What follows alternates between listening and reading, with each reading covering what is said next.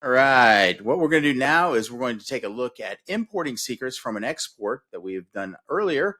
And so what we're going to do here is we're going to come into our options here under the administrative area within Secret Server, and we're going to click Import. So we click that, and then we're going to do CSV, and then we're going to select our particular template that we want to use. We have all these templates that we can use within Secret Server. On this particular one, I'm going to click Web Password. That's the one that I have. And then we see that we have all of our different settings here that's going to give us the ability to bring these secrets into Secret Server. So what we can see here is we have a text, a CSV field text option here, and we're going to paste these secrets in here. So be right back.